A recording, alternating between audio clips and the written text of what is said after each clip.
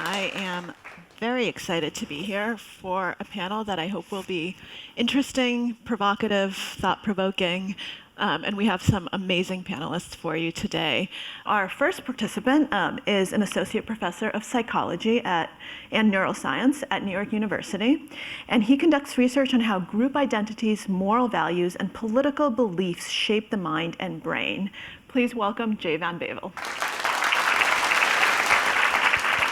Our next participant is a clinical psychologist at the Bellevue NYU Program for Survivors of Torture, where she provides clinical care to individuals and families who have survived torture and refugee trauma. Please welcome Catherine Porterfield. And our final guest today is a social psychologist, also at New York University's Stern School of Business, whose research examines the intuitive foundations of morality and how morality varies across cultural and political divides. Please welcome Jonathan Haidt. Thank you guys all for being here today. I think we are in for a fascinating conversation. And I wanted to begin by kind of setting the parameters of the discussion. So, in your mind, and I'd like all three of you to address this, what is extremism? You know, when you say extremism, when you think of extremism in your work, what does it mean to you? Maybe we can start with Jay. Yeah, I would just say it means to me that someone has a very rigid, dogmatic belief system, and they've started to see the world in black and white and lost any sense of shades of gray. Okay.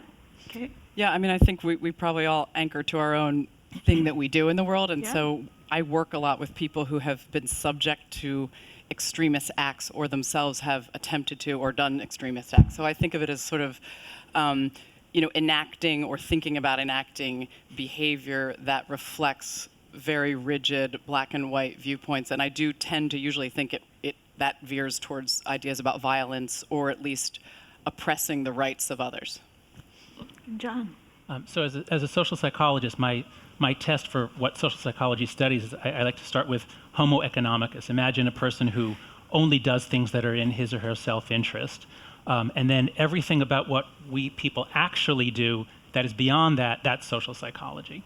And to the extent that sometimes we do things that seem possibly incredibly self-destructive, people are willing to face arrest, people are willing to face violence, people are willing to sometimes even blow themselves up.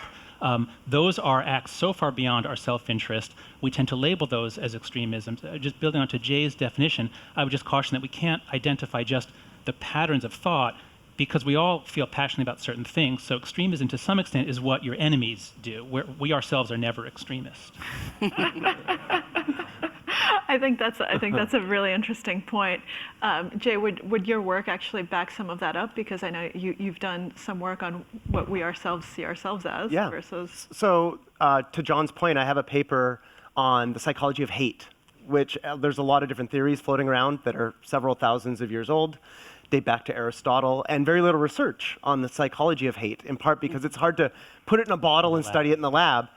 And so one thing we did is we ran some experiments trying to figure out how people think about hate differently from other forms of dislike that are extreme. And it seems like it's more negative, for sure. There's a difference of degree, but there's also a difference of kind. And the additional ingredient, John, is morality. And so to take that to the real world, and this might address where Kate's interests are, we analyzed the content on hate websites from 50 different hate groups. Mm-hmm. And those of you on the panel might know this. Some of the very first groups to take advantage of the internet were hate groups. And so if you look at the content of their language on their websites, it is moralized. That's one thing that makes it truly different from other types of complaint forums or negative types of websites. And if you actually read it carefully, it's not just that it has moral content.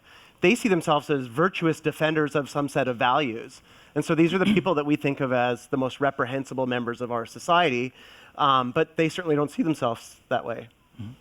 So one of my favorite metaphors for understanding weird things in society is the headline. I think it actually appeared in a British newspaper, fog in channel, continent cut off. And, because obviously Britain, to say that the continent was cut off, that's looking at it from their perspective. Okay, maybe you didn't find it as funny as I did. But it's a good metaphor for a lot of things, because here we are in this extraordinary advanced Western secular civilization, which really just sort of came up in the last 100, 200 years, however you want to count it. And we're talking about what those extremists do, when actually, I think the better way to look at it is to flip the lens around and say, as a species, human beings, for as long as we have in the archaeological record, human beings have painted their skins, danced around a campfire, worshipped various animate objects, engaged in violent intergroup competition, and lived a very, very intense ritual groupish life. That's what we do. That's who we are. Now, what we need to explain is, why did that stop? Why did that stop for us, for our cultural ancestors? And there's a wonderful book by Barbara Ehrenreich, the woman who wrote Nickel and Dimed. She has this fantastic book that I don't hear people talk about called Dancing in the Streets, A History of Collective Joy. And she starts from reading all the explorers, like the European explorers when they went out all around the world, despite all the variety of civilizations they went to. Pretty much everywhere, they danced around the campfire to rhythmic music. They had all kinds of rites and rituals. And this stuff started a lot of the great sociologists like Durkheim and Weber and others. This is what we do.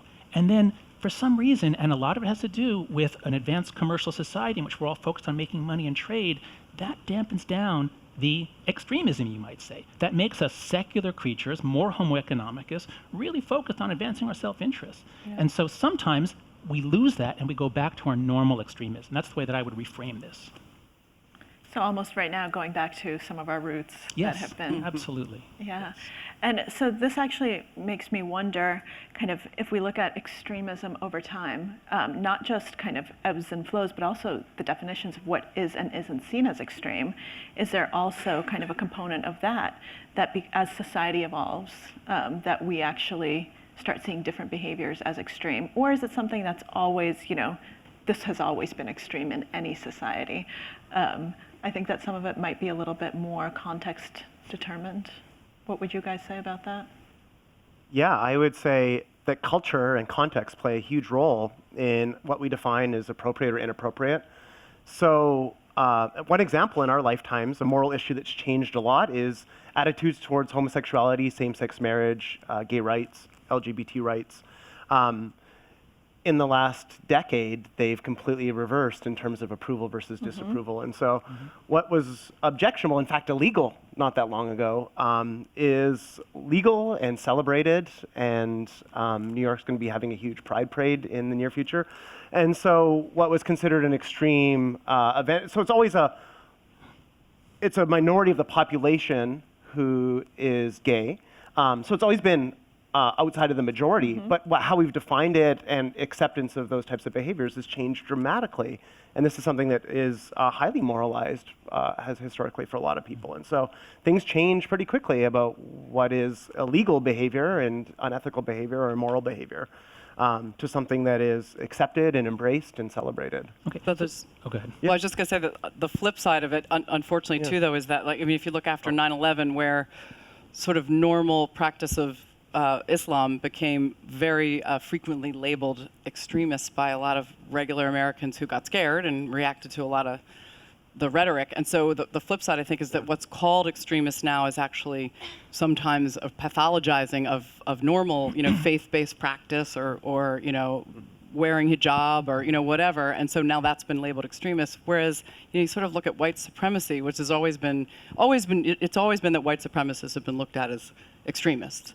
But you do, yeah. Well, no, I mean, the Klan was not an extremist organization when it was founded. It was, but okay, go ahead. No. I good point. I sort of meant in the last, maybe I was reaching 25. In our lives. Yes. Yeah, okay. Well, even that's probably anyway. But you look at last year, where then sort of that group's behavior got normalized a bit and less, and sort of viewed less as extremists and brought into the mainstream. So it's definitely culturally.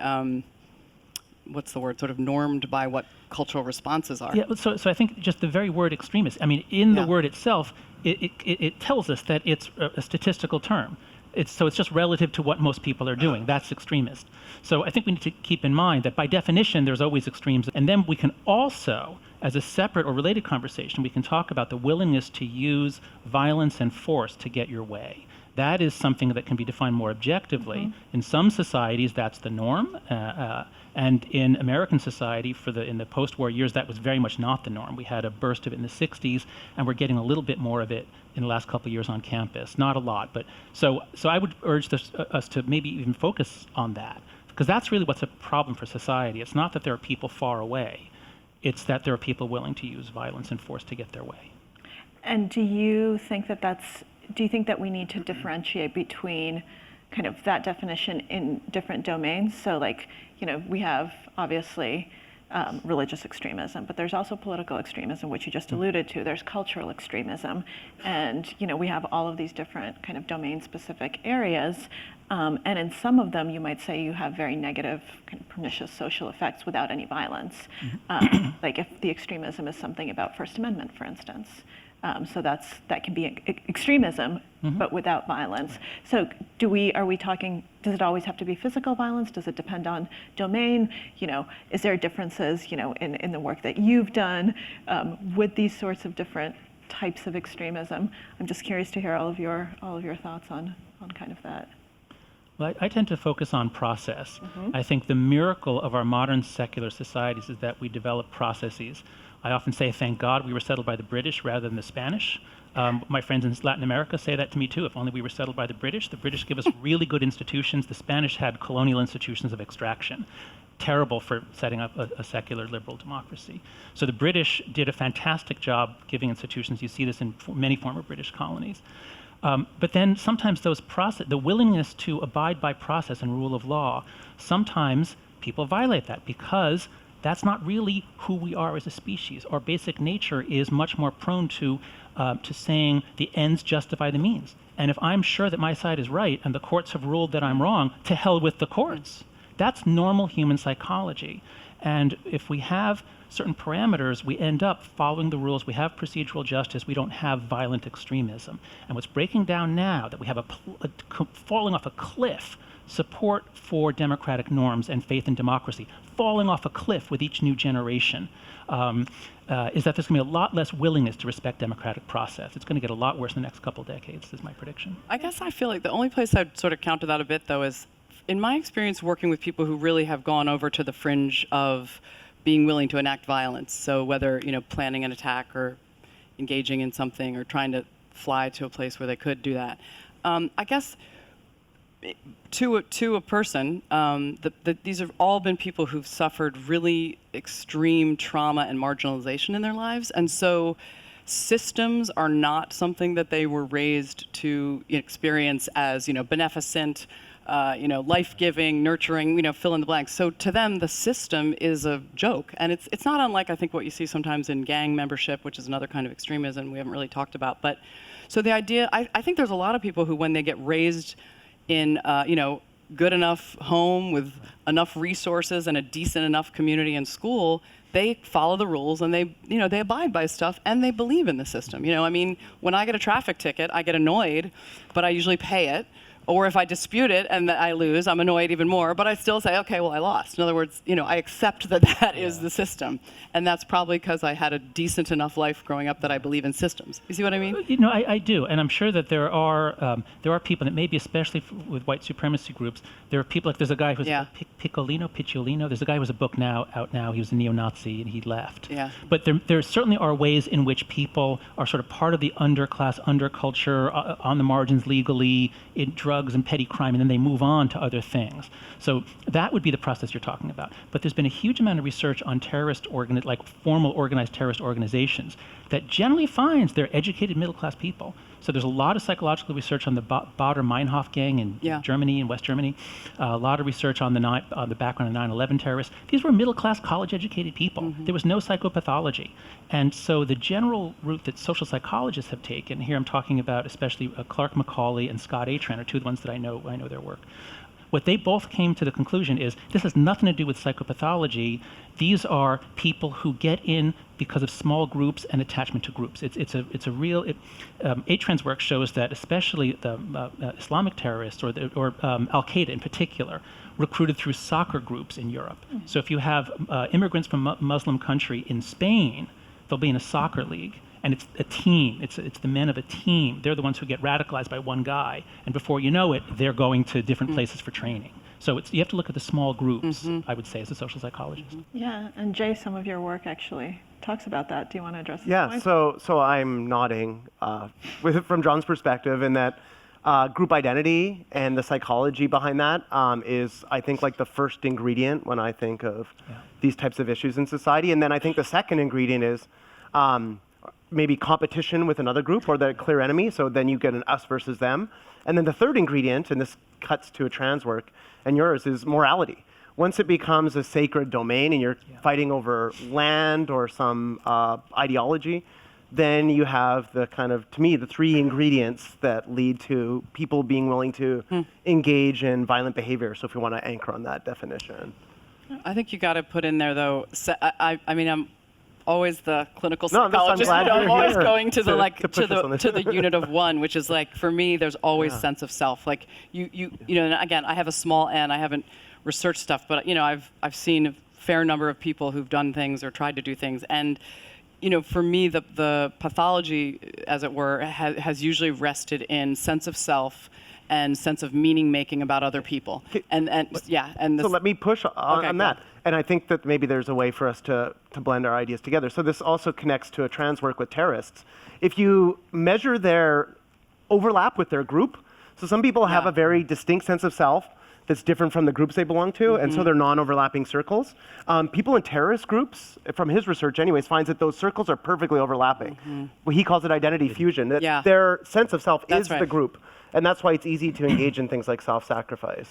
Yeah, I'd like to build on that, the idea of identity fusion. So it may start with, it could start from an individual pathology, it could start from a small group, but what you often get when people work together is you get a complete loss of the sense of self. And what really clued me into this is a wonderful book I read by a man named William McNeill, who wrote a book called Keeping Together in Time. And it starts where he goes to basic training in Texas. This is 1940 or 41, just before the war starts. The U.S. is gearing up. And it's very under-equipped. They don't have real guns, so they just march up and down all day in the hot Texas sun with like sticks. And it seems stupid, but by 2 or 3 days of marching, he has these self-transcendent experiences. And he describes what is it like when the men get it, when you are moving as a unit. It's thrilling. You lose yourself. And so he quotes all these other books. I read all these other wonderful books. And I took a quote from one of them that really describes the loss of self that men feel in battle. And that is anyway, we have a video. I hired some people to make a video. We have like a 90-second video. This is from a book by Jesse Glenn Gray called Men in War, I think it was. Anyway, so this is a quote from Gray describing interviews he did with men in World War II. Many veterans will admit that the experience of communal effort in battle has been the high point of their lives. I passes insensibly into a we. My becomes our, and individual fate loses its central importance. I believe that it is nothing less than the assurance of immortality that makes self-sacrifice at these moments so relatively easy. I may fall, but I do not die.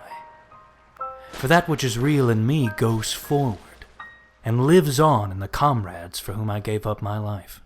So the conclusion I came to in writing my book, The Righteous Mind, is that human beings are products of multi-level selection, which is probably setting off alarms in some of you who read Richard Dawkins and believe that, multi-level selection, that's a heresy, that's totally wrong. Our human nature is overwhelmingly the product of individual level selection. Our ancestors were good at competing with other people in their group. That's individual level selection. It makes us largely selfish. We're generous to the extent that it ends up helping us in the long run. But I believe we have a period of several 100,000 years in human evolution, from anywhere from 1 million years ago to the present, in which there was a lot of group versus group violence or just competition.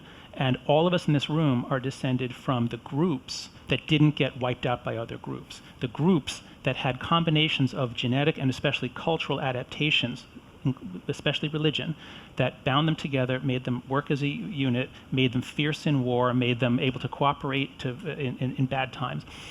So I believe that a phrase I use in the book is that human beings are 90% chimp and 10% bee. It's not that our ancestors had sex with a bee, it's that they went through a little bit of a process of group level selection, which gave us this tribal or groupish overlay. And that's what I was trying to illustrate in that video.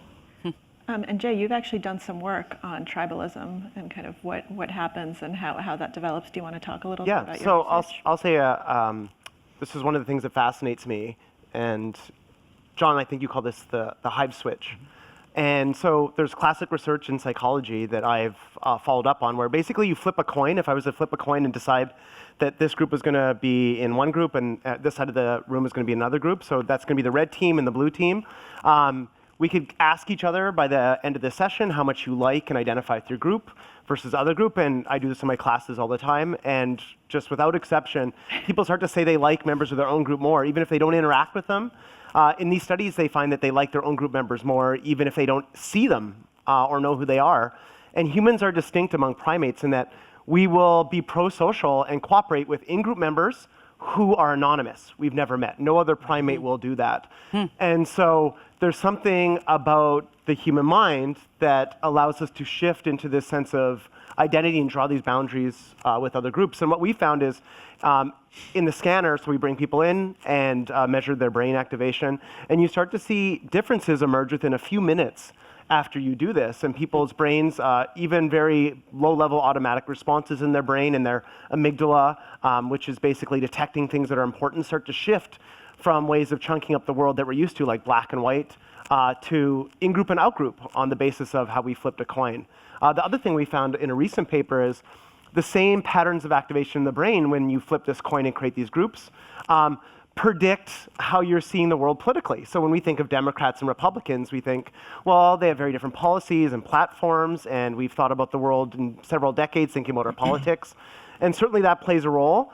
But there's also this foundation of groupishness, and that the same patterns of the brain that respond to red team and blue team based on a coin flip are active when you're thinking of red team and blue team in terms of Democrats and Republicans. And so kind of a core root of political divides and divides in all kinds of other groupish domains, nationality, soccer teams, religious differences are grounded in this kind of basic psychology. The willingness to do violence part of the group psychology becomes, like, for me, it often, I think, roots into individual development through childhood.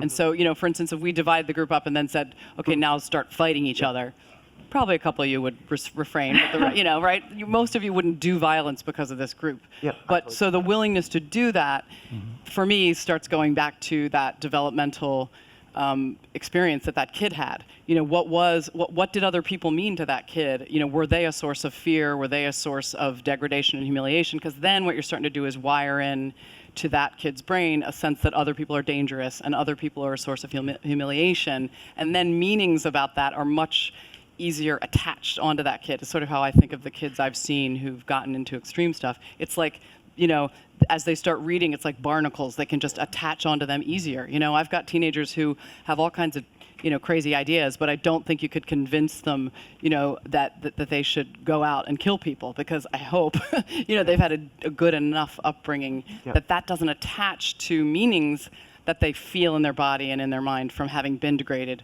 been marginalized, been humiliated. So I just feel like I always have to pull towards that individual psychology part, Yeah, I'll defer to John, and then I have a comment about that as well. Actually, so the question is, given what you just said about red team, blue team, and how quickly we divide up this minimal groups research, I'd like to ask your opinion of what we're doing in high schools and colleges as we teach kids identity, identity politics, how we encourage them. For much of the 20th century, we're headed towards a regime of minimizing racial identity and maximizing the sense of shared identity and trying to get beyond racial divisions. And in the last few years, there's been a huge surge in programming and efforts to directly teach various theories, and it's a lot of orientation in universities now, and a lot of high school programs are encouraging kids to be more identified and to see each other in terms of their category memberships. What do you think of this? So I don't know the specifics of this program, and this is going to be a whole minefield I'll walk into now. I've never been happier that I work in prisons, by the way, because I can just be like, no idea. Put me on the spot. Okay, so I'm not familiar with how this is happening in high school, so I'm just going to express ignorance about that. What I would say is this. So I've studied this many times in the context of race. If you create mixed race teams, people start to show positive attitudes to whoever is in their team, Right. whether they're black or white. And so that's a positive benefit of these superordinate identities. And that's been shown over and over again by many other labs and research teams other than my own. So that's a robust finding and a really positive element of groupishness and identity that we could, it has this dark side, but also has a bright side that we can come together to accomplish certain goals. That's right. The more we emphasize superordinate identities and common goals, the more you can get past any kind of racism or bigotry. And but then there's one qualification of that in the literature, which is that when minority groups are expected to subsume into the majority group, that can cause tension because they feel like they're having to adopt all the values of the majority group. And so it turns out it works best for them if they can retain their identity and celebrate their identity. So I'm Canadian, and so this is part of multiculturalism in Canada, which is that you have a broader Canadian identity when the Olympics are on, everybody's cheering for the Canadian hockey teams. But at the same time that you celebrate the subordinate identities that you have and that we celebrate difference. And so if you can, I think that it works best. There's a couple labs who found this. It works best if you can do both well. Mm-hmm. But I think if you're just focusing on the lower order identities without nourishing the higher order one, that would be a direction I wouldn't recommend. That's right, and that's the direction we're heading. That's one of the reasons I think things are going to get a lot worse in this country. Yeah, but I think if you can do both, and if the leaders in the country can promote both, then I think that the research would suggest that's a better pathway to success. I agree. Well, it's not unlike what we do. When you have a kid in front of you, when I do that I'm working with who's thought about going and joining an extreme organization and doing something violent, I mean, the way I work, usually with a team, towards helping him or her think about another option is not to try to talk him or her out of their beliefs, Yeah. Don't think that. That's not the way your faith really wants you. That never works. Mm-hmm. But what we usually do is work to build relationships, build true engagement on other kinds of, what we call plurality, right? So, so thinking about the world as a world that's better with multiple points of view, by showing it and living it with the kid, with by showing them that, hey, I'm a Brooklyn, New York, mom of 3 kids, and I really care about hearing about your ideas and your thoughts. Let's engage. That's sort of more a way towards, I think, breaking the in-group rigidity too.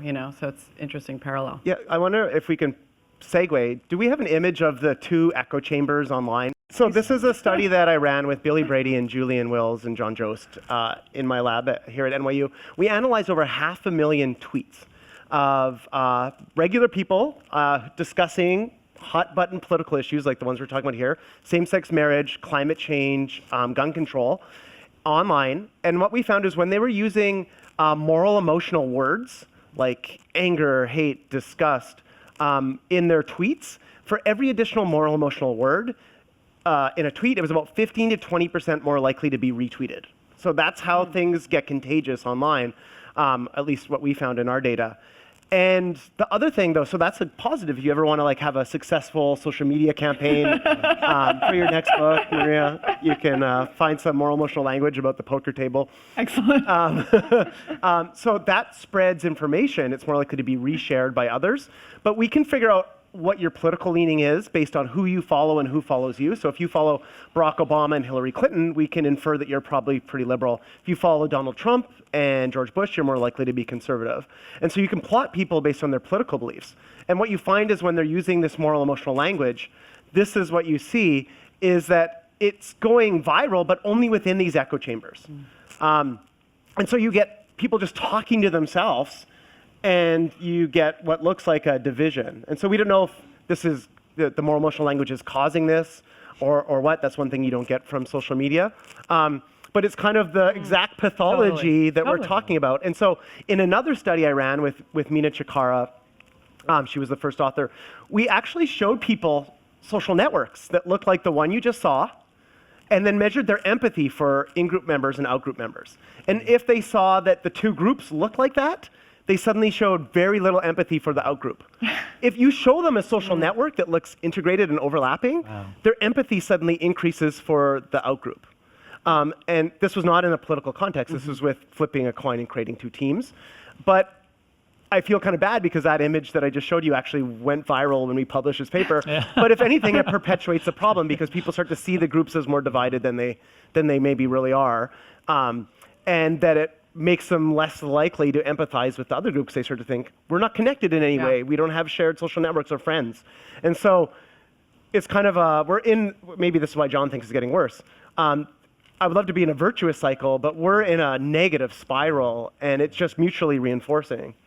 No, that's right. I think this is a really nice connection back to the point about process. If you think about a democratic society and this amazing thing we've done of building an ethnically and religiously and racially diverse democratic society that was the envy of the world for much of the 20th century, and you have this really complex system, and then you reach in and you change a couple of the parameters. So it's sort of like, imagine like the whole universe is held together and there's 25 constants in physics, and imagine if you reached in and you suddenly just like, you took the gravitational constant and you just multiplied it by 1,000. Like, what would happen to the universe? Like, I don't know, let's find out. Well, what would happen if you, I don't know, what if we connected everybody? Let's connect everybody so everyone can talk to everyone. Exactly. And we'll just, multiply, increase the constant of relatedness by 1,000-fold. What could go wrong? I don't know. Let's find out. Go right. Well, lots can go right. So like Facebook, I mean, they're very idealistic, and there's a lot of good that happens. So I think they didn't, because they had this very optimistic view of the world. If we just connect everybody, and if only there was no only there were no nations and no religions too, and if all the people. So but yeah, I think that because human nature is prone to this violent tribalism, I think social media on net has been a huge negative. Again, we don't know. I'm not confident in that judgment, but I fear that it has been a huge. So it just amplifies. I mean, because this is what I hear all the time when I'm talking to these kids, and they're telling me how they became, interested and radicalized essentially, and it's just so sad. I mean, because what they talk about is sitting in their room, and these are kids with emotional problems. They have usually, as I said, had childhood trauma. They have trouble with empathy. They have trouble feeling good about themselves, and so they sit in their room and they have a constant feed of language that enhances their sense of grievance, and that the failures that they have are related to a larger mission. And they are alienated then from a group that might say, yes, there's grievance, yes, there's things that have been wrong, but let's do something to fight, let's do something to fix it. They get alienated from that, and they become echo chambered into this very, very malignant language, and ultimately it fuels a lot of what they decide to do.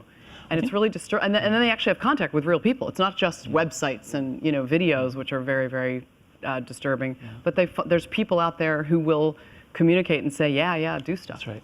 So I think we're probably, as psychologists, I think we'll all agree that a really important thing in everyone's life, and especially adolescence, is prestige, is what people think of you in your peer group. And there's a really useful concept called an externality. And economists talk about externalities, where if I buy something, but I don't pay the full cost. Every time I buy it, I'm actually imposing costs on others. And so pollution is like that. There's also things that are like that. Well, social media has set up vast externalities in which, in my group, I want to get prestige. And I can get prestige by saying hateful things about her. And I don't know her, I don't care about her. But let's just all attack her. And whoever can attack her most viciously, most creatively, with the most nasty memes, that person gets more prestige. And none of us care what happens to her. And so this, I think, is what most alarms me about social media, is that it used to be that a lot of our conversations were to the person that we were talking to. But a whole generation is being raised online where they're not really talking to each other. They're talking to display to others. And their talk has all kinds of bad effects, but they're not responsible for that. So there's a gigantic market failure in this sort of the social communication market. One thing I'll tell teenagers who I work with is, including my own children, is if you're having a strong emotion about a person or about yourself and you're looking at a screen, you need to get up and walk away from the screen and deal with another human, because a strong emotion and screens are rarely a good combination. I'm not talking about watching a movie and you feel something. I'm talking about you're feeling rage or you're feeling humiliated and small, and you just keep at it. You stay in that loop. That's never a good thing, especially for teenagers. They're not developed. Their frontal lobe is not there yet in the, maybe this is not the worst the worst moment of my life, and I should go do, maybe there's actually going to be some improvement here. Now, my daughter is 8, and last month there was a crazy thing happened. She was sitting on the sofa, and she said, "Daddy, can you come take my iPad away? I can't take my eyes off it." Oh, that's really sad. Yeah. So this actually reminds me of some of the work you've done, Jay, on depersonalization of outgroups. Can you talk a little bit about that and about how kind of those two areas of your research might actually end up overlapping and amplifying each other? Yeah, so thanks, Maria. So one thing, as I'm hearing these conversations, one reason I love to have these debates in person on a panel like this is because you can contextualize what you're saying with richer language, but also with your body language and smiling and nodding. And so you can agree with somebody, as we've been doing, in a comfortable way that you move the conversation forward and you identify where you share reality and where you disagree. Whereas online, I hate debating people on Twitter, and I'm on Twitter a lot, and I like sharing stuff and having scientific discussions. And you're very gracious. I love your Twitter. You should follow him. What is it? Jere Van Bavel? What is it? Yeah, Jere Van Bavel. No, he's a great science tweeter. Okay, he really thanks. is. But I will not debate people on Twitter, and here's why. Because you lose all the context. Yeah. There's not enough characters to add nuance and to say, well, I agree with you on this part, John, but I disagree here. There's just not the space for it. The other thing is, it's happening in public. And so reputation management and status is on the line in a way that is, especially in view if you think of thousands of people, or if something gets taken out of context and retweeted by a lot of people, it's horrifying if it's happened to you, and it's happened to me. I'm sure it has happened to you. And I've had lots of friends, and they're just horrified, and they want to unplug, or they shut down their account after. And it's the worst possible context, and you also don't get the human emotion. You can't see their face, see if they're joking or being sarcastic or trying to attack you, whereas you can sense that in person and bridge the gap much easier. And so as we've moved our human interactions around hot-button issues like politics and morality online, you've gotten rid of all the things that help us de-escalate conflict and have civility, or most of them, I think. Yeah. And then the other thing I want to speak to, and this is my main concern with social media, is if you go to the Wall Street Journal, they have this great page called Red Feed, Blue Feed. You can pick a topic like immigration or gun control, and it will show you what's being seen by somebody on the extreme left or the extreme right in this country. And it's horrific, the feeds and how different they are, but also the types of news they're drawing from are not the Associated Press. It's from obscure news sites that are hyper-partisan. And part of it is because there's an incentive structure built into the money that social media companies make, which is you get a lot of clicks for things that are extreme, and people are more glued to their screen, like your poor child, if you feed them back stuff that fits with their belief system or ideology. Yeah. And so my hope, actually, and I think that this is, there's more research going on, and I'm hoping that they find a solution, is for companies like Facebook to update their algorithms in ways that feed people quality information and de-escalate the partitioning of society into these extreme chambers. Yeah, and that worked really well for Pepsi when they tried to create healthier foods. That didn't last long. They had to stop. I'm an optimist, so. Yeah. Well, I was also thinking about your work, which is very scary to me, that when we see someone as an outgroup member, we don't see them as having a mind. And could you talk a little bit about how we actually, and because what I'm worried about hearing what you guys are saying about social media is that this might actually amplify some of those propensities to not see the other as even human. Okay, so do we have the video or the image for this of the morphing between a human and a doll? Yeah. So this was a study that I ran in my lab. Lior Hackl was the first author. And we got all these great morphs from Christine Lusser, a colleague of ours, and she had found dolls that look like a human and matched them up and then used computer software to morph them across the spectrum from 100% human to 0% human, 100% doll. And you could go from 100% human to 90% human, 80% human along the spectrum. And what we found is that the moment people are part of a team or a group, again, you can flip a coin and create groups, that the point at which they start to see a face look human takes more humanness. And so if it's an outgroup member, you start to see the person looking human around 60% humanness. But if they're an in-group member, it's like 55%. So in other words, it takes less humanness to see somebody as having a mind if they're an in-group member. And we found this also with NYU students. And this is really only among the students who are highly identified. So if they don't care about their group, and at NYU you have some students who could care less about NYU, they're just here because they want to be in New York. So for them, they don't show this effect. But the moment you start to identify your group, the effect actually looks quite big. And so what we think is happening is part of this broader literature on dehumanization, which has been in the news a lot lately about how we talk about other groups. If you don't see another group as having experience or emotions, that's tends to be, if you look at really horrible experiences in human history, like the genocide in Rwanda or Nazi Germany, what you see is propaganda that tells you this group is rats, or this group is cockroaches. And what that is doing is dehumanizing people, and that allows you to harm somebody. And this goes to a point I just want to bridge you made earlier, Kate, which is that a lot of people, we flip a coin here, we can create groups, there's not going to be any violence. You're totally right. Violence is really hard. And so in World War I, when they looked at the weapons in trench warfare that were fired, very few people actually fired their gun. They stood there over the trench and made it look like they were shooting, but they were staring at somebody across the trenches. And when you see somebody's face, it's very hard for normal humans to pull the trigger and harm somebody. So our military's got really good at training people to shoot, to kill people. But it took a lot of work because it does not come naturally to most people.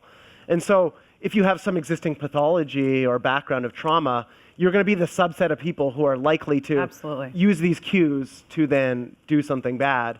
But this is part of, when you see propaganda in these things, it's setting the stage, if you start to dehumanize a group, to allow you to be more comfortable harming them. Yeah. I mean, the other psychological concept that links up for me regarding the kids and young people I worked with who tended to make these terrible decisions is a sense of what we call, in clinical psych, we call emotional dysregulation. And that is sort of not being able to deal with your feelings, not being able to recognize them, not being able to name them, not being able to process them, not being able to then recognize them in others. So now obviously the emotional dysregulation leads very clearly into empathy issues. And so the idea of kids who are raised if you raise a kid, abusing them, humiliating them, and I'm talking about kids who've watched, their fathers just viciously brutalize their mothers in the home, and this little kid is cowering literally in the corner, so he's being traumatized by the closest people in his life, his parents, especially the father. That kid develops an emotional regulation problem, most likely. I mean, the couple kids I'm thinking of as I put that example together. What he develops is an inability to handle his feelings, and therefore feelings become very, very overwhelming and frightening to him. And so when he has a feeling, he's going to be less likely to be able to deal with it. And so then again, put him in that echo chamber where the kinds of things that are being stoked are anger and rage and, we're being humiliated, us white people, us whoever, fill in the blanks. And you have then a kid who doesn't have anything to do with it. It's confusing, it's upsetting, So to me, that emotional dysregulation that comes out of a bad childhood is a really critical piece, usually, to understanding kids who grow up and are willing to do violence. Yeah, for sure. So right now we're kind of talking about a lot of the negative issues here, even though Jay said he was an optimist. But I'm going to always not by the that end right of this down. panel. well, let's try to harness some of that optimism. John, you seem the most pessimistic. Can you? I'm working you too. So can you kind of elaborate a little bit on that? Sorry, guys, but also then kind of challenge yourself and say, is there any reason for optimism right now, or are we actually being stupid if we're being optimistic? Well, there are reasons for optimism in that if you just read Steve Pinker's book, Johan Norberg has another book, Ron Bailey has written about this. The long-term trends for human history are amazingly positive and getting better very, very fast. And so if I were looking at the human race or things for humanity in general, it's incredibly good how quickly things are getting better, and war is dropping, violence is dropping. So there's a lot of reasons for optimism. Many of the big indicators about the United States, obviously violence is way down. A lot of other things are good. So, furthermore, if you ask me 100 years from now, are things going to be better or worse for people in the United States? I would say better. 100 years from now, they're almost certain to be better, probably a lot better. But if you ask me about the health of our political system, and what are the odds that there will still be a single country called the United States with the same 50 states and the same U.S. Constitution revised only through an amendment process? 3 years ago, I would have said 99-point-something%. I mean, 50 years from now, it's going to be the same country. And now I would say maybe 80%, 70%. Like, I would bet that we'll still be here. But it's quite conceivable that we won't, because things can go bad very quickly. And what I mean by that is, if you accept the picture I gave of human nature, that we evolved to be small group tribalists, and that's the way we evolved. We're able to live in different ways. We're able to live in a large multi-ethnic secular democracy. We know that because we did it. But it may be that the margin of error before that might be very small. And there was nobody is old enough now to remember before the 1940s or the late 30s, but the post-war world in America had a huge surplus of centripetal forces, things binding us together. It was historically unprecedented. I mean, even the media, we've never had a media environment that really pulled us all onto the same page, except for the post-war several decades. We reduced immigration in the 20s. Immigration does many good things for the economy, but it makes it harder to have a shared set of norms. So everything was lined up for maximum centripetal force for about 40 years after the war, and then gradually those things started drifting away. And so when I look at how much young people trust democratic institutions, trust the government, trust each other. When I look at what they think about America, is it a good country? Is it something they're proud of? When I look at all these things, it's quite possible that the founding fathers' fear that this whole thing could blow up like every previous democracy had, that the founding fathers' fears, if you read the Federalist Papers and Federalist 10, that those fears, I think, were quite warranted. And it's possible that we're now operating outside of the parameter zone in which this is a stable democracy. I'm not saying that we are. I'm just saying it's really possible that we are. Small countries, if you have a small country where people have a sense of shared fate, and there but for the grace of God go I, and if you need help, I'll help you, because if I need help, you'll help me. Well, that's why Scandinavian countries are able to have these amazing welfare states. So small, there's just an article in the New York Times this week, Neil Gross, about are big countries harder to have democracies in? And I agree with him, the answer is yes. So if you have a very large, very diverse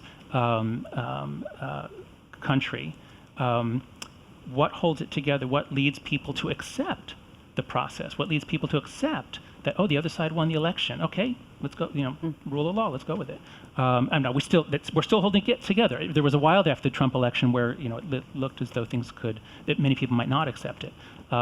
So there are a lot of ways that things could go bad. If the economy were to tank, if there were to be any sort of a nuclear exchange, or even just the grid going down, if things got really bad, there are a lot of ways in which things might be more fragile than we think.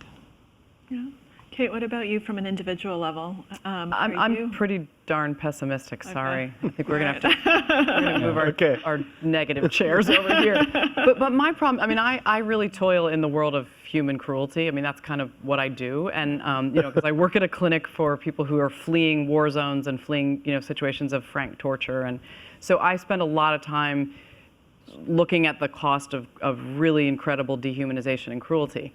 Let me say one optimistic thing so you don't all go running screaming out of the room. I have great faith in us as beings. I think humans are amazing. I also think that I actually think that recovery from virulent extremism and virulent hate is possible. I've seen it. I've worked with guys who have turned it around and changed, and it's a beautiful thing when you see a person link their hate-filled ideas that they used to have, when you see them understand that came from their hurt. It really is an amazing thing, because you watch the person kind of break it down and say, I don't want to be this way. Why did this happen to me? So that's the good stuff. But my problem is that I do believe that the connectivity of the human race is a problem, and that there was something better when you couldn't be 24 hours a day having contact with strangers all over the world and anything goes. I think that really is bad for the human psyche, because there are dark corners of the psyche that are best left either to oneself or maybe whoever your people are, or maybe hopefully your shrink. But now there's no dark corner that you can't find a mirror to on the internet. And as one of you guys were saying, it starts amplifying.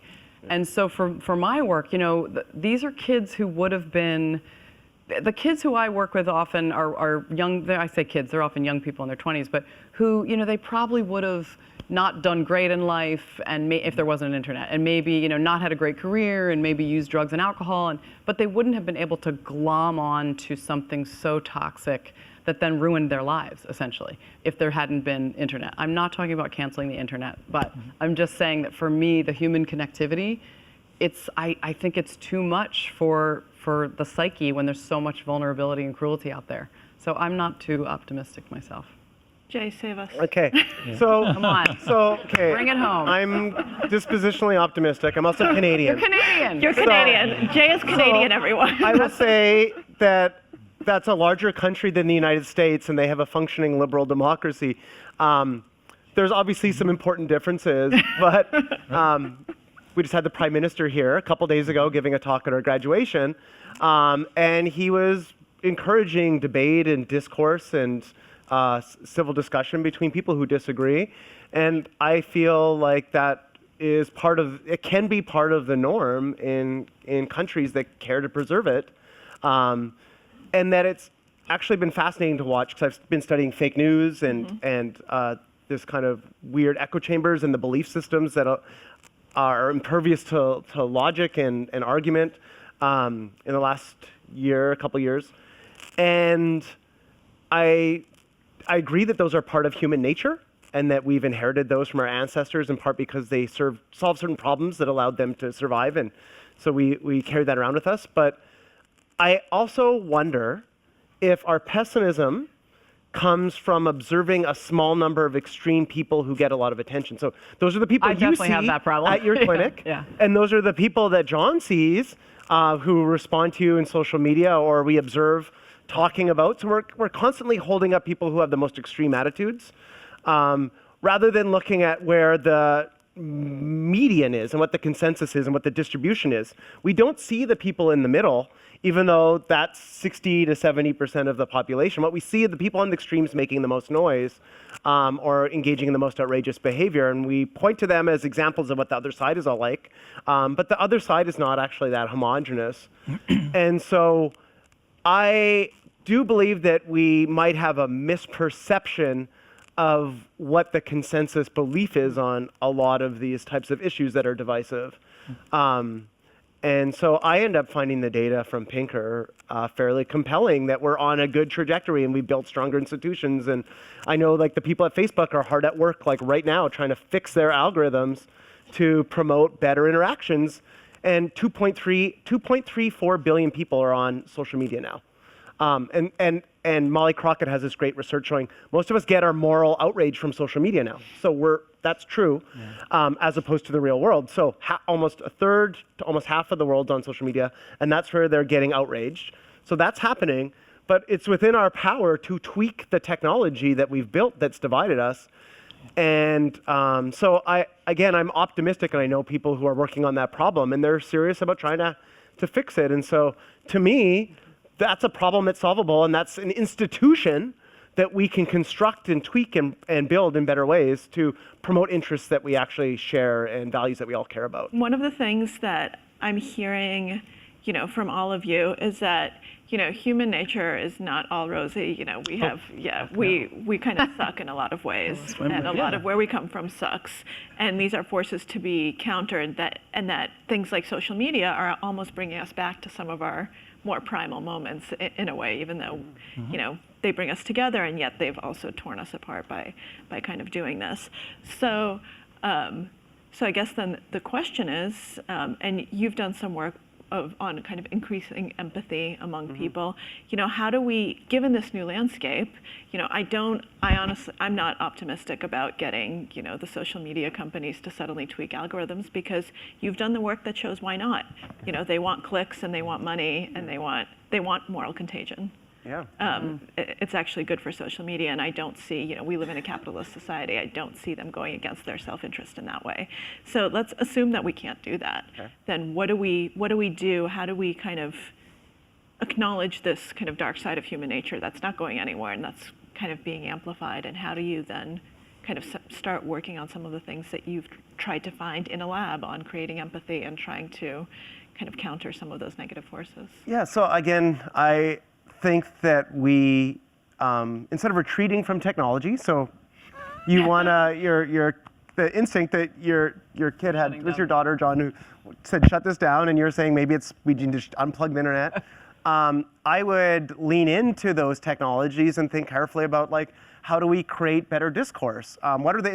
So when we think right now, so here's the thing that I think that Facebook and Twitter have done that backfired. The only thing you can really do is favorite something or like it. And then you can express those specific emotions, but even if you express anger, people, I think, assume that you're expressing it in solidarity with them. And so what that means is if John posts something extreme, he gets 100 likes, but no dislikes. Well, because that's unavailable to him. But imagine that he posts something extreme and he got 100 likes and 200 dislikes. He probably wouldn't post something along those lines again. But we've obscured all that information from John, so all he sees is, man, when I post something extreme, I get way more likes than when I post something very reasonable and tame. And so when people are getting the reinforcement signals and basically learning, it's classic reinforcement learning from their interaction on social media, and it's social reinforcement, which we care about more because it signals status and being valued in your community. Imagine if we just added back in a dislike. And so you can see when you're doing something that's divisive, you actually see, you get instantaneous feedback from everybody in your network. Don't post any of that stuff again because you're really obnoxious to the rest of us. And so I think that would be a disincentive to post divisive things, whereas right now we don't have that. Well, YouTube has it, and boy, does it encourage people to post extreme things. Okay, so another thing The audience is homogeneous. Yeah. So YouTube has it, yeah, but I mean, I don't know how that's playing out with people who are posting on YouTube, but the comment section is terrible on YouTube, I'll agree. Well, who knows if that could work? We will see, but I would place my money that would help at least a little bit. It might not solve the problem. Another thing you could do is they made retweeting really easy on Twitter. So now it's a click. And now if you post something, Kate, and I'm like, oh man, that gets me so worked up, I'm gonna share this. It takes me 1 second. There's no friction there. And also what they've done technologically is got rid of my capacity or the likelihood that I engage in reasoning about what I ought to do in this situation. Because I'm on my iPhone, I see it, it's a click. It used to be harder to retweet something, and so you had to engage in more effort, go through 2 steps to do that. And so it would take very little for them to put a friction back in to force people to rely on something less than their kind of intuition about what to send out or their emotional automatic gut response. So those are the smallest things, but it would take next to nothing to do those. And here's what I would say to do, John, and maybe this would convince you more, is these companies can pilot. They can pick 1 out of 100 people to update their technology on, see the effects of it, and then if it works, scale it. And so they do this stuff all the time with A/B testing. And so if my ideas, my intuitions are wrong, my hunches are wrong, don't do them. But at least be testing out a bunch of different strategies, and when something works, then pilot it and then scale it. So that's why I think that these are actually more solvable than we think. Sorry, that's all I got. Yeah. So I'm all about, I'm analog and micro, which is like get in a room with people where there is, enormous hurt and humiliation and pain, and get people in front of each other. I mean, and start to find ways to rebuild trust and to build empathy. I mean, it sounds really cornball, but it's a little bit if you only have a hammer, everything looks like a nail. I mean, a lot of things to me are about the dehumanization that we're really able to do very easily in current times. And so I'm a big believer that you can rehumanize people by putting them in front of each other, whether it's across faith or gender or race or sexuality or, God forbid, politics. It's for me one of my only ways I can envision things happening that change, because I've seen it happen. So yeah.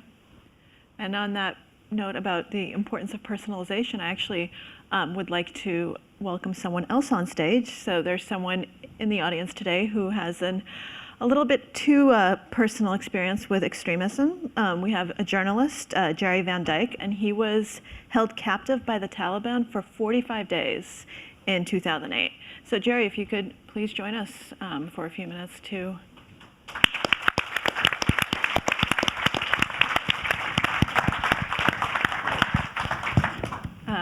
So Jere, if you wouldn't mind just starting out by telling us a little bit about your experience.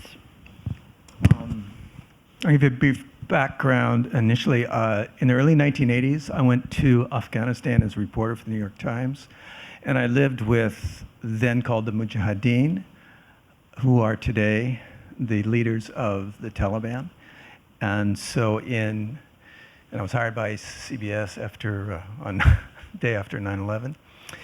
And I was teaching a class here on political Islam in 2006, and then got hired away, or I chose to leave because they're making a movie in Hollywood called Charlie Wilson's War.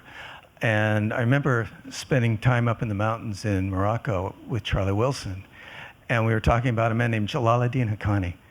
And Jalaluddin Haqqani today is arguably, he's certainly the head, arguably the head of what is, and this includes ISIS, the most devastatingly effective, certainly the most politically powerful anti-Western jihadist group in the world. And I lived with them in the 1980s. And Charlie Wilson refused to say a bad thing about them. He could not leave the time in the past when they were all one group. And so after finishing that, New York Times Books division contacted me and said, the tribal areas of Pakistan are like a blank space on the map. And the CIA does not seem to know where bin Laden is. Can you go there? And it was what I had been wanting to do. Because I wanted to go back and find Haqqani. I wanted to find the man I lived with before who saved my life 3 times. And I wanted to find out because I knew. Because when I lived with him, there was an Egyptian army major who came one day and stayed with us. This is 1981, when I was a very young man. And I'm positive today, because somebody from West Point once came to me after a book I wrote in 2010 about my experiences came out, and he said, we're still trying to find this man, one of the absolute first leaders, and we don't know him. I don't know, he used a code name when I was with him, of Al-Qaeda, who they still haven't been able to find. But the point I'm trying to make is, and to get to your point, was I wanted to do what they asked me to do because they thought it was, and many people have said to me it was suicidal, that I was going to go back and find the men who are once our friends, who are today our enemies. And so in doing so, I went up, I was long hair and beard and living along the Afghan-Pakistani border, as I had done when I was a kid, wanting to return to the romance, the excitement, the sense of purpose, clearly the romance of that time. And romance will kill you. And it was on my 5th trip across, I broke the law, as the FBI told me when I got out, because I crossed the border. I would go with the Taliban, and every single time they kept their word. Every single time they said they would take me from point A to point B, or do this or do that, and they did that until they didn't, when I was betrayed. And so on February 16th, I crossed the border. Well, just before we crossed, my guide asked me or told me, he said, pay the driver who took us there. You owe him money. And I said, yes, I haven't paid him for the last week. And I went up to him to give him the money. And the first time, and I've had experience in Afghanistan over many years, first time an Afghan hugged me and kissed me on the cheek. And he said, Hode Paman, go with God. I didn't realize then it was a Judas kiss. That I was being betrayed by people who were once our friends. And the fact I had an FBI psychiatrist, and I don't want to go on too long here, I'm trying to do this real quickly. An FBI psychiatrist that was imposed upon me when I got out said one of the principal reasons for what today we call PTSD is betrayal. That why do some men and people in war over centuries, why do only some people have trouble with PTSD, what we now call PTSD, called World War I, shell shock and so forth? It's betrayal. And so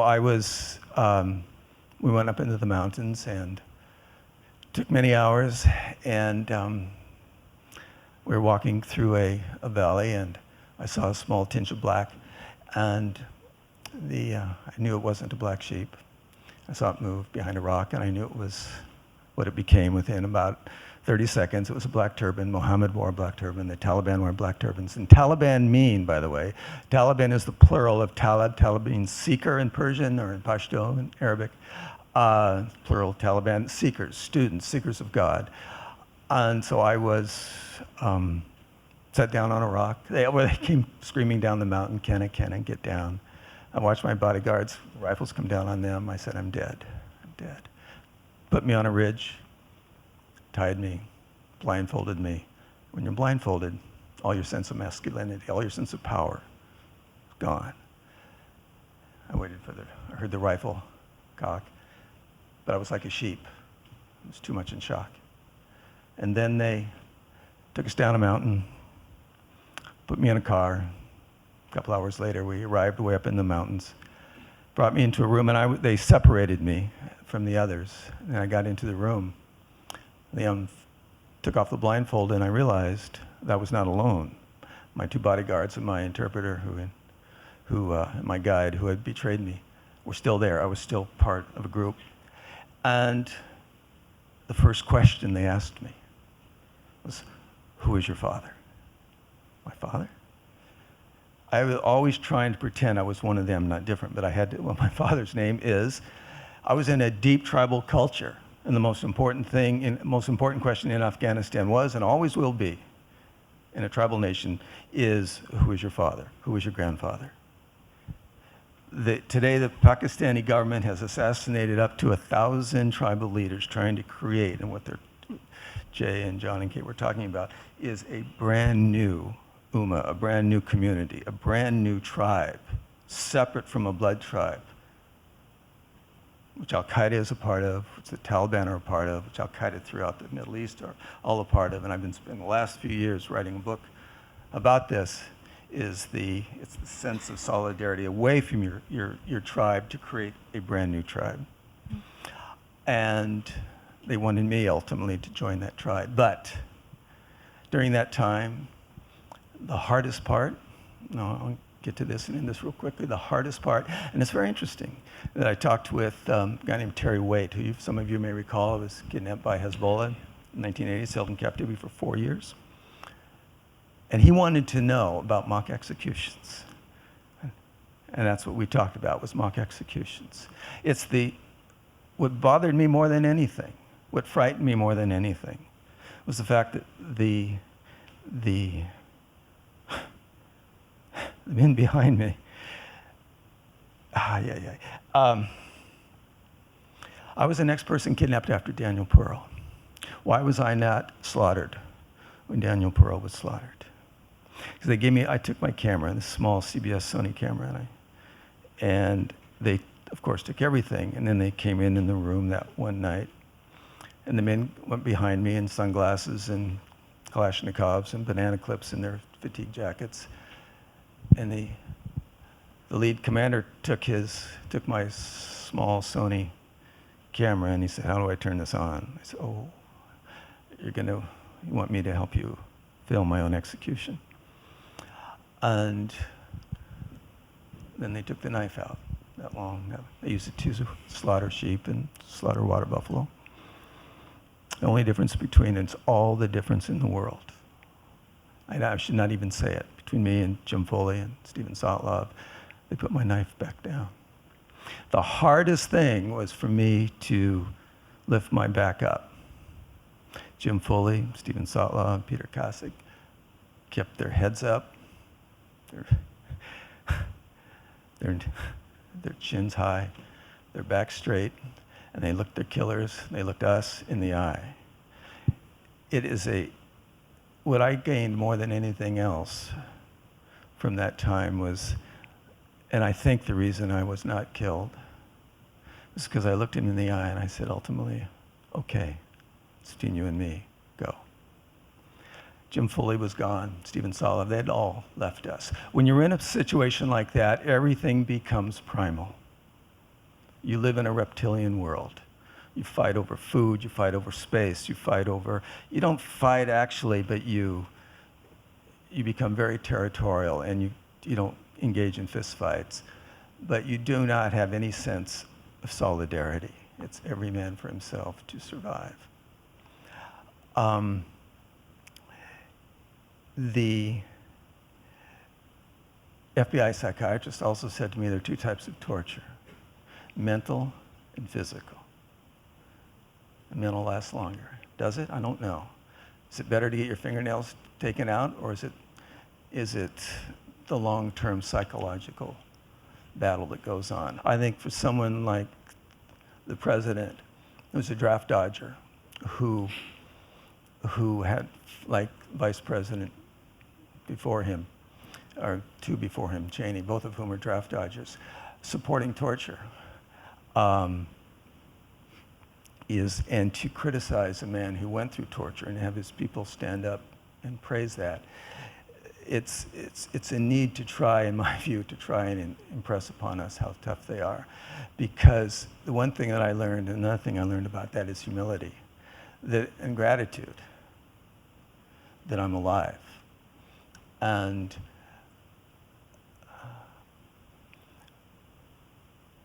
I was eventually released, and I was brought out. Came back, and the FBI took over my life. Psychiatrists in the FBI took over my life. I was not allowed to say anything for 2 years. Couldn't talk to anybody, had to keep it quiet. And the poison, deeper and deeper and deeper. And then in 2012, and I still worked with CBS, and they would not let me go east of Turkey. And I knew I had to come back and try to make myself viable. So I got a contract from a publisher and from a National Security Policy Foundation gave me some money. And I went back to do a study on the Haqqani network. It's killed more people than ISIS. 40 years now they've been at it, throughout the greater Middle East. During that time, I watched Stephen Sattler and Jim Foley be executed. And I decided to go back and find out who really kidnapped me and why. And I wrote a book about it, and it came out last October. But during that time going back, through various strange and unknown ways I still haven't quite put together, it became known, and the door was open for me to meet with the Haqqani network. And I went back to see them in April 2015, secretly. And I went alone. And I was scared. And he said to me, Ibrahim Haqqani, don't worry. You were with us during jihad. If you have no friends in the world, you can always come and stay with us. We are your friends. And then he told me a story about one time coming to the US. And he said, he went to Texas. I said, you went to Texas? Did you go to see Charlie Wilson? He said, how is Wilson Charlie? I said, he died. Oh, God rest his soul. The bond was still there. Today I'm the interlocutor to a degree between the hostages they are holding and the United States. And I've gone back and seen them again. So I'm somewhere in between. I cannot give up my fondness for them, that they saved my life. Because I used Haqqani's name constantly with my kidnappers to try and stay alive. So which group do I belong to? I'm American. But I don't hate them. One man's terrorist is another man's, what? Freedom fighter. And so Haqqani said to me one day, we haven't changed, only you have changed. That's great. Thank you so much, Jere. Let's give Jere a round of applause.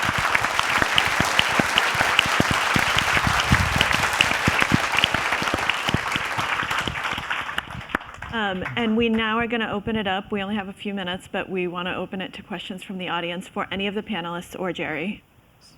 So going back to that video that you showed with the World War II veterans, do you think the military, do you think we train the military to become extremists? And do you think that's moral?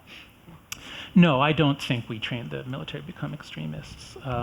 I think that I've spoken a couple times at West Point. That's the service that I know best. There's a really intense moral culture of service and honor. And that doesn't mean that there's not also cheating scandals. They're human.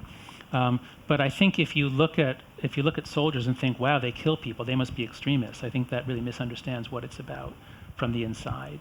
So no, I think the military is definitely a way of taking people who are very diverse psychologically and in terms of identities and giving them an overarching identity, giving them a sense of one for all for one. And I think the military is interesting. It should be especially interesting to us now because A, it's one of the only institutions for which there is still high regard, and B, or two, whatever I said the first time. Secondly, is it's one of the most successful at addressing racial problems and disparities. So I think they've been much more successful in the academic world. And there's a wonderful book by two military sociologists called All That We Can Be, where they explain how the military did it, because they had terrible racism up through the 70s. And once they realized, wow, this is a serious command problem, this is a serious readiness or operational problem that we're divided by race and racism. And they really addressed it in an intelligent way. And they specifically contrast what they did with what we do at the universities and say, thank God we didn't do it that way. If I may say one thing, I was in the Army, and I recall during basic training one time where you had to put your rifle over your head and you had to shout, kill, kill, kill. And I didn't want to kill anybody because I didn't hate anybody, and so did others. And they chose people based upon how they responded to that. Those who did not were not sent to combat. But the solidarity that John talked about is, I saw the same thing with the Taliban, and the same thing with the Mujahideen. That I found in the military, group solidarity, and the other is the enemy. In Vietnam era, American soldiers called them gooks and slant heads, and in Afghanistan, I noticed they called them hajis and ragheads. So there was this sense that the military had to differentiate themselves from people who were once our very close allies. And one way they did it inadvertently, accidentally, was by same thing that soldiers did during my era in Vietnam. But did the training encourage them to see them as subhuman, or is that something that emerges as people are in combat? Oh, I'm convinced it emerged. Yeah. It emerged, yeah. Yeah. Thank you. We can do one last question. Someone said early on that this group, we probably won't examine our own extremism, our own sides. And I found that to be tremendously important. Is that something that people are working on? I mean, our own in-group, is that something people are working on? Is that something, we didn't, you guys said we wouldn't do it, and we didn't. Well, Yeah, I mean, I'll say two things. One is I have a close collaborator who studies things like dissent and groupthink. And the people who are willing to speak up within their own group when it's going wrong are the people who identify actually most of the group, and they think they can see that it's heading in a direction that it's going to be damaging to the group in the long run. So there was a study that came out on this last week. It was covered in the Washington Post, that people treat in-group dissenters just as bad as out-group members. And this study was done in the political domain. And this is why, so you alluded to John McCain. You know, when he spoke out against, got in conflict with Donald Trump, a lot of Republicans treated him very badly.